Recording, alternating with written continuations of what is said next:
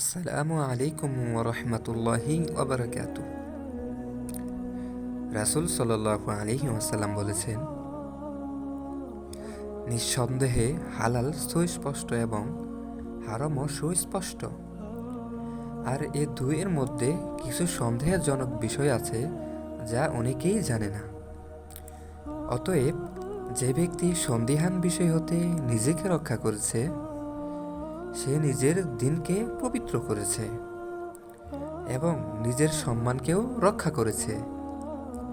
আর যে ব্যক্তি সন্দেহযুক্ত বিষয়ে পতিত হয়েছে, সে হারামে পতিত হয়েছে। তার অবস্থা সেই রাখালের মতো যে নিষিদ্ধ চরণভূমির চারপাশে গবাদি চড়ায়, আর সর্বদা এ আশঙ্কায় থাকে যে কোনো সময় কোনো পশু তার মধ্যে প্রবেশ করে চলতে আরম্ভ করবে। সাবধান! প্রত্যেক রাজা বাদশাহর একটি সংরক্ষিত এলাকা আছে, আর আল্লাহ সংরক্ষিত এলাকা হচ্ছে তার হারামকৃত বিষয়াদি। সাবধান!